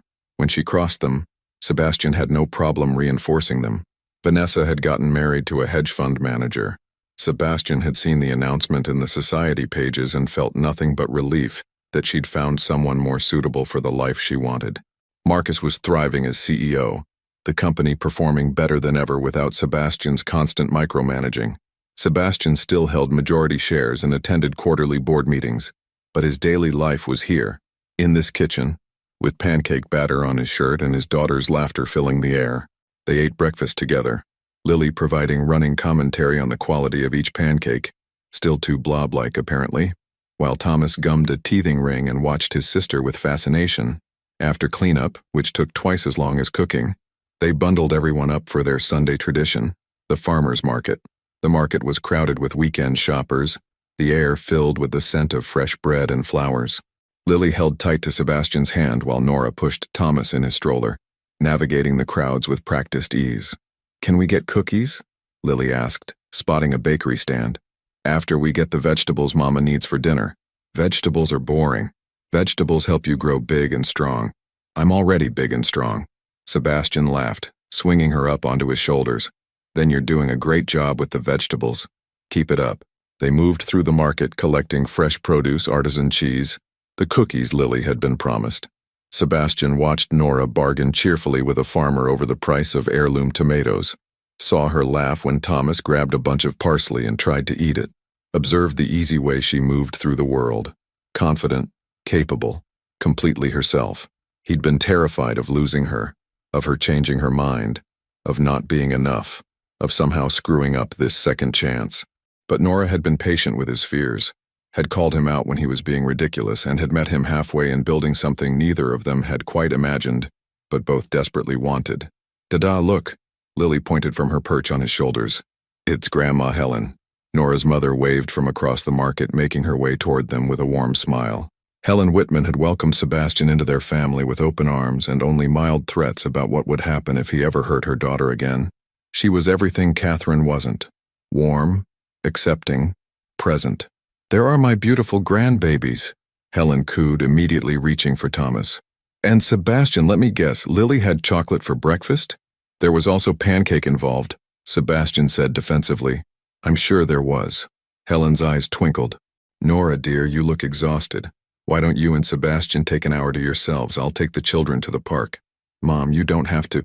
"Nonsense, I want to. Besides, when's the last time you two had a moment alone?" Nora and Sebastian exchanged glances. Helen had a point. Between two children, work and the general chaos of life, alone time was rare. "An hour." Nora relented. "We'll meet you at the park." They transferred the children and all their associated equipment to Helen, who marched off with Lily chattering excitedly about the swings, and Thomas content in his grandmother's arms. Suddenly, Sebastian and Nora stood alone in the middle of the farmer's market. "Well," Nora said, "this is weird. So weird. What do adults do with free time? I honestly can't remember." They looked at each other and burst out laughing. "Coffee?" Sebastian suggested. "God, yes. Actual hot coffee that I can drink without a toddler demanding my attention." They found a small cafe at the edge of the market and settled at an outdoor table. The morning was crisp but sunny, perfect autumn weather. For several minutes they just sat, sipping their coffee in companionable silence. "I've been thinking," Nora said finally. "Dangerous." She swatted his arm playfully. "I've been thinking about that night, New Year's Eve, when I saw you at the gala." "What about it?" "I was so terrified. I'd convinced myself you'd reject us or try to take Lily or—" She stopped, shaking her head. "I had every worst-case scenario planned out. And instead you showed up, every single day since. You moved your entire life, you stood up to your mother. You learned how to change diapers and make creative blob pancakes and read Goodnight Moon 17 times in a row without losing your mind. Only 16 times. The 17th time I definitely lost my mind a little." Nora's smile was soft. "You became exactly the father Lily needed, the partner I needed. And her voice caught. "I want you to know that I see it. I see how hard you've worked, how much you've changed. And I'm grateful. Every single day." Sebastian reached across the table, lacing his fingers through hers. "I'm the one who should be grateful. You gave me a second chance I didn't deserve. You let me be part of our daughter's life. He paused, emotion tightening his throat. "You taught me what family actually means. We taught each other." They sat like that for a while, hands clasped, watching the market bustle around them. "Do you ever regret it?" Nora asked quietly. "Walking away from everything? The company, your old life, all of it? Not even for a second." Sebastian answered without hesitation. "That wasn't living, Nora. It was just existing, going through motions, checking boxes, doing what was expected. This," he gestured between them, toward the park where their children were. "This is living, the messy, chaotic, beautiful reality of it. Even when Lily refuses to sleep and Thomas is teething and we're both exhausted and the house looks like a tornado hit it. Especially then." Sebastian smiled. "Though I could do without the 3 a.m. diaper explosions. Those are character building. My character is sufficiently built, thanks. Nora laughed, the sound warming him from the inside out. Even now, after everything, her laugh was his favorite sound in the world. I love you, he said, because he could say it now, because it was true and real and permanent. I love the life we've built. I love waking up to chaos and going to bed exhausted and every single imperfect moment in between. I love you too. Nora squeezed his hand. Even when you make blob pancakes, they're artistic blobs. They're disasters. Artistic disasters. They finished their coffee and walked hand in hand to the park, where they found Helen pushing Lily on the swings while Thomas watched from his stroller, his face scrunched in concentration as he grabbed at falling leaves. Higher, Grandma! Higher! Lily shrieked with joy. Sebastian and Nora stood together, watching their family, and Sebastian felt the same sense of rightness he'd felt that first morning in the hotel room 18 months ago. This was home. Not a building or a place, but these people. This life. Ready? Nora asked. For what? The chaos. Lily's going to be wound up from the swings. Thomas will need a nap soon. And I'm pretty sure we forgot to buy anything for actual dinner at the market. Sebastian pulled her close, pressing a kiss to her temple. I'm ready for all of it.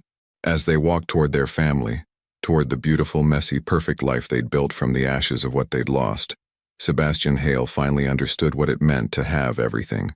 Not money or power or his mother's approval, but this.